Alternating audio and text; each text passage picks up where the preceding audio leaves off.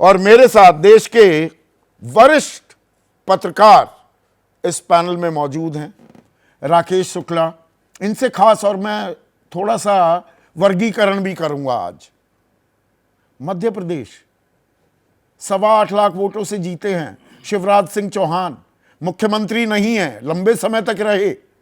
29 की 29 सीटें जीती हैं। बीजेपी ने विधानसभा तो जीता ही। उनकी भूमिका क्या होगी? अध्यक्ष भी नया बनना है बीजेपी का। राकेश शुक्ला से बात करेंगे।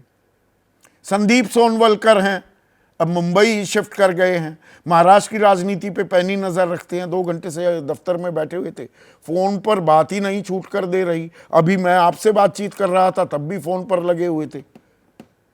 प्रकाश कुमार सालों से एड़ियां घिसा रहे हैं, बिहार में नब्ज टटोलते रहते हैं। तो वहां की कहानी क्या है? विनोद अग्निहोत्री से हम उत्तर प्रदेश की भी बात करने वाले हैं।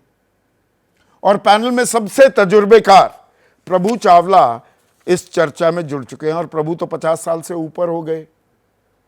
और इन्होंने एक बात मुझसे साझा की थी कि जो राष्ट्रपति भवन में कुर्सियां लगाने की जिनकी जिम्मेदारी होती है, जो केटरर्स, जो वेंडर्स होते हैं, उनसे प्रभु अपनी साठगांठ कर लिया करते थे कि भाई कितनी कुर्सी लगाओगे कल, और बता देते थे कि इतने मंत्री शपथ लेने वाले हैं। अब 10 साल से तो प्रभु टोटा पड़ा हुआ था खबरों का, खबर ही नहीं निकलती थी। इस बार पर मोदी 3.0 नहीं है, एनडीए 3.0। किस तरह का कैबिनेट होगा, उसकी रूपरेखा के पीछे फॉर्मूला क्या है, कुछ खबर निकल पाई? देखो, खबरें पहले भी मिलती थी, अभी भी मिलती हैं, पर दिखाने और छापने वाला होना चाहिए। हाँ। मैं अपने मीडिया के भाइयों से यही प्रार्थना करूंगा कि आपके पत्रकारों से पूछिए कभी बैठ करके कितनी खबरें हैं। हाँ। अभी भी राष्ट्रपति भवन के अंदर आपको सूचना देने वाले मिल जाएंगे, परंतु जो कुर्सी लगाने वाला होता है उसको खबर आप बताएंगे 6:15 बजे सवेरेंगे ना, तो 5:30 बजे बताएंगे तो पता नहीं लगेगा आपको। हाँ।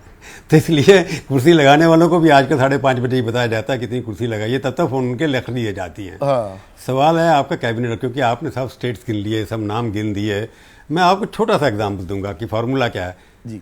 15% से ज़्यादा कैबिनेट मंत्री नहीं होते, तो मतलब टोटल मंत्रालय का जो है काउंसिल ऑफ मिनिस्टर 79 से ज़्यादा नहीं हो सकती। तो हमारे पास लिमिट है 79 की, कॉन्स्टिट्यूशन के हिसाब से, प्रैक्टिस के हिसाब से। मैक्सिमम नरसिम्हा राव ने 79 किए थे, उसके बाद वाजपेयी जी ने भी किए थे, मोदी जी ने भी किए थे, जबकि मेजोरिटी है। तो 78 79 के इर्द गिर्द आप रहने वाले हैं।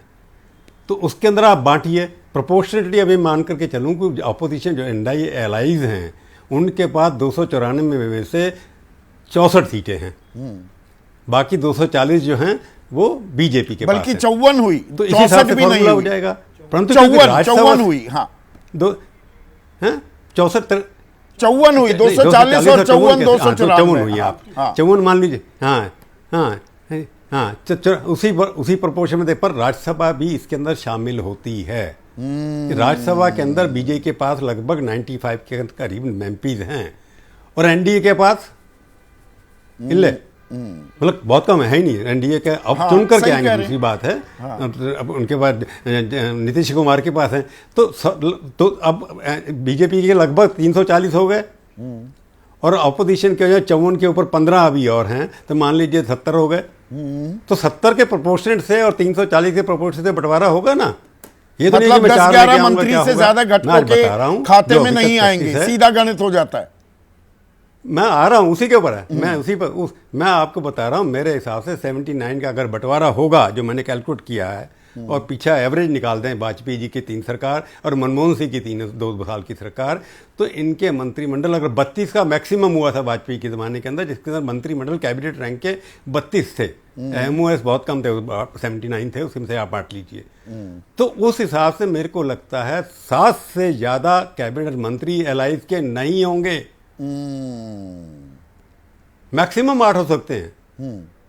तो ये मैं बता रहा हूं। और बीजेपी के 24 से 25 होंगे अगर 32 तक जाते हैं प्रधानमंत्री जी। बहुत बड़ी एक कैबिनेट रूम एक्सपेंड किया गया था 1998-99 के अंदर। कैबिनेट 24 का था, इंदिरा जी के ज़माने में 20 का था। कैबिनेट रूम बड़ा किया गया था, उसके अंदर कुर्सियां लगाई गई थी, बड़े चिपक के लोग बैठने लग गए थे। पहले खुले खुले होकर के बैठते थे। तब कैबिनेट रूम 32 से ज़्यादा कोई अकोमोडेट कर ही नहीं सकता। तो 32 ही कैबिनेट अगर अनलेस तो पंचवटी के अंदर जो है बड़ी हॉल है, उसके अंदर करेंगे तो वहाँ 50 भी बैठ सकते हैं। परंतु काउंसिल ऑफ मिनिस्टर 79 से ज़्यादा नहीं हो सकती। तो मेरे हिसाब से एलाइज के 7 या 8 कैबिनेट मंत्री होंगे और मिनिस्टर ऑफ स्टेट 10 से 12 होंगे। बाकी बीजेपी के आप 79 में से निकाल दीजिए, टोटल यही होने वाला है। अब स्टेट वाइज जाइए, बीजेपी के 62 MP थे, उत्तर प्रदेश थे, कैबिनेट में कितने थे? 3। मध्य प्रदेश से 27 से कैबिनेट मिनिस्ट्री कितने थे? 1, माधवराव सिंधिया। तो आप ये स्टेट वाइज अगर calculation Jyotiraditya Scindia, regional imbalances तो बहुत रहे हैं, क्योंकि प्रधानमंत्री हाँ एक ही आदमी है मध्य प्रदेश से। आप कह रहे हैं कि 29 हैं। अब उड़ीसा के अंदर 20 चुन करके आए हैं इस बार। वहां से अभी धर्मेंद्र प्रधान, वो भी राज्यसभा से है। ये जो स्टेटलेस मिनिस्टर हैं, जिसको कहता हूं मैं स्टेटलेस मिनिस्टर, जिसमें वैष्णव हैं, धर्मेंद्र प्रधान नहीं है, वैष्णव है, हरदीप पुरी है, और अपने निर्मला सीतारमण है, पीयूष गोयल हैं, लोकसभा में तय किया है ना अभी ना, वैष्णव तो राज्यसभा में है अभी भी। पीयूष गोयल हैं, वो भी राज्यसभा। मैं इसलिए स्टेटली नहीं कहा उनको, स्टेटलेस नहीं कह रहा मैं। अपने जयशंकर जी हैं, इनको ले रखा था पहले। तो अभी सवाल ये उठता है कि फॉर्मूला तय है कि इनकी सीटें 8 से ज़्यादा कैबिनेट नहीं होंगी। और 8 में कौन से होंगे? तेलुगु देशम के सबसे ज़्यादा होंगे, 2 से ज़्यादा कैबिनेट पहले भी नहीं रहे, एक स्पीकर रहा था उनका। पर 4:1 का फॉर्मूला हुआ तो 4 मंत्री तक हो सकते हैं। मतलब आप कह रहे हैं तेलुगु देशम के 2 कैबिनेट मंत्री और 2 राज्य मंत्री, 4 हो सकते हैं। पर उसके बाद कैबिनेट जो है 25 से कम बीजेपी के पास हो जाएंगे ना। 8, मैं कह रहा हूँ 8 से ज़्यादा कैबिनेट मंत्री एलाइज के नहीं होंगे, ये मेरा सोचना है। और स्पीकर किसका होगा? स्पीकर पर विपक्ष की भी निगाहें हैं। उन्होंने भी थोड़ी शरारत की है कि हम समर्थन कर देंगे टीडीपी का अगर स्पीकर हुआ तो। ये थोड़ी शरारत भी है, दबाव भी है। देखो आप वो तो नहीं शरारत आपने भी किया, शरारत आपने इसने त्यागी जी ने भी कर लिया। त्यागी जी बोलते रहते हैं, उनको पता नहीं कभी नीतीश से पूछ के बोलते हैं क्या नहीं बोलते हैं। इसमें ये लग रहा है कि नीतीश का भाव बढ़ाने के लिए, कद बढ़ाने के लिए, कि मेरे को प्रधानमंत्री की पद दी थी। इसके पीछे ये भी हो सकता है कि नीतीश कुमार को प्रधानमंत्री का कैंडिडेट अभी से डिक्लेयर कर दो, ताकि उनकी बार्गेनिंग पावर बढ़ जाए। देखो मैंने प्रधानमंत्री छोड़ दिया, मेरे को मंत्री नहीं दे रहे। ये पॉलिटिकल सेटअप होता है, गेम होता है। स्पीकर पर किए जा रही है, स्पीकर पर थोड़ी खींचतान होगी क्या? मेरी बात पूरी करने दो। मैं कह रहा हूँ हाँ होगी, बिल्कुल होगी। टीडीपी इसके ऊपर मानेगा, क्योंकि एक्सपीरियंस बहुत बैड है, जिस तरह के हुए हैं डिस्क्वालीफाई किएंगे।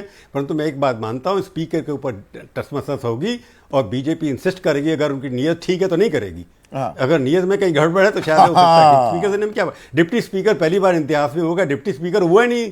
और दूसरी बात कह रहा हूँ, मैं सिर्फ अपने प्रधानमंत्री के ऊपर विश्वास करता हूँ। उन्होंने कहा है कि मेरे बिना मोदी जब तक नहीं कहेगा कोई मंत्री नहीं बनेगा। आप जिसका मर्जी नाम चला दीजिए, किसी और से चला दीजिए, 5:30 बजे से पहले लिस्ट अगर ऑफिशियल डिक्लेयर करेंगे तभी होंगे। इस मामले में मोदी जी के ऊपर मेरा विश्वास है। जब तक वो अपना पत्ता मुंह नहीं खोलेंगे, किसी को कुछ पता नहीं लगेगा। व्हाट्सअप मेरे पास भी आ रहे हैं, मेरा नाम पक्का हो गया, मेरा उसका नाम पता हो गया, ये सब इसके अंदर मैं पढ़ता नहीं हूँ बिल्कुल भी। एकदम प्रधानमंत्री फैसला करेंगे, केवल प्रधानमंत्री फैसला करेंगे। ठीक है, फोन जब बजने शुरू होंगे, और इस बार थोड़ा स्वरूप इस सेंस में बदला है। मैंने वो जो कहा ना कि खबरों का टोटा अब उतना नहीं रहेगा। आपने कहा खबरें तो आती थी, पर अब थोड़ी और आने लग जाएंगी।